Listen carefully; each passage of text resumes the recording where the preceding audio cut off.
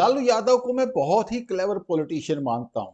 अब गलती उनसे ये होगी कि सेंटर में शाह और मोदी आ गए जो उनसे भी ज्यादा इंटेलिजेंट हैं, उनसे भी ज्यादा पॉलिटिकल एक्यूमन रखते हैं। तो लालू यादव के दिन थोड़े से गड़बड़ हो गए, हेल्थ भी खराब होगी, जेल में भी कंटिन्यूअसली आ जा रहे हैं, ऑल दो इश्यूज।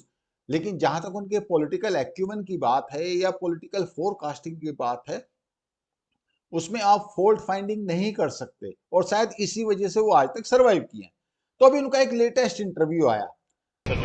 सर, पीएम के चेहरा कौन से? आपने उस दिन बोला कि राहुल गांधी के बारे में कि शादी कर लीजिए, क्या वही होंगे पीएम पर उम्मीदवार? शादी करने के बाद अलग है, पीएम बनने का। पीएम हो, जो भी पीएम हो, बिना पत्नी का नहीं रहना चाहिए। जी जी। प्रधानमंत्री कोठे में तो क्या लगता है सर, राहुल गांधी प्रधानमंत्री बिना पत्नी के लोग जो रहते हैं प्रधानमंत्री के कोठे में, ये बहुत गलत है जी। ये खत्म करना चाहिए और जो भी हो वो पत्नी के साथ है। ये इंटरव्यू आपने देखा? पहली बात तो उन्होंने कहा कि मैंने जो राहुल गांधी को एडवाइस दिया था कि आप शादी कर लीजिए, उसका प्रधानमंत्री के फेस से कोई मतलब नहीं है, वो सेपरेट इशू है। क्योंकि लोगों ने उसका गलत इंटरप्रिटेशन ये निकाला था कि चूंकि ओपोजिशन पार्टीज वाले बराती बनने को तैयार थे, तो शायद प्रधानमंत्री बनने के लिए राहुल प्रधानमंत्री मीन्स दूल्हा फॉर दैट पर्टिकुलर कन्वर्सेशन। तो वो उन्होंने उसका जो रिलेशनशिप है वो अलग कर दिया कि प्रधानमंत्री का फेस दूसरी बात है, शादी करने का दूसरा इशू है। तो ये तो एक पॉइंट उन्होंने वहीं पे किल कर दिया। अब उन्होंने एक पॉइंट और बोला, आपने सुना होगा। उन्होंने कहा प्रधानमंत्री निवास में कोई अनमैरिड आदमी नहीं रहना चाहिए, यानी कि जो प्रधानमंत्री हो वो एक मैरिड आदमी हो।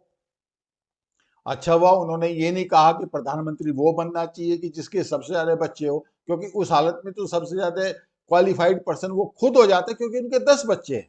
नहीं, उन्होंने ऐसा नहीं कहा। उन्होंने कहा कि प्रधानमंत्री वो हो जो शादीशुदा हो।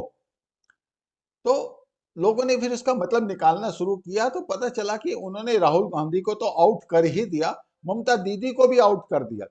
लेकिन यहां पे एक्चुअली उनका सीरियस कंसर्न नहीं है, उनका सीरियस कंसर्न कहीं और है। और वो कंसर्न है योगी जी का। क्योंकि मोदी जी के 2026 में 75 इयर्स कंप्लीट हो जाएंगे, 2024 में तो इन एनी केस बीजेपी की गवर्नमेंट आनी ही है। और उसके बाद मोदी के बाद योगी अगर आता है तो ऑब्वियसली फिर उसको कैसे बाहर करे वो।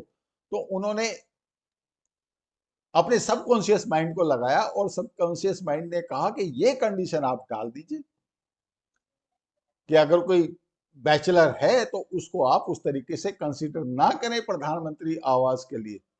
क्या लालू जी योगी से डर रहे हैं? बिल्कुल डर रहे हैं, अपने लिए नहीं। उनका तो टाइम गया, उनका टाइम तो निकल गया। अब उनकी जो नेक्स्ट जनरेशन है, तेजस्वी एंड ऑल दोज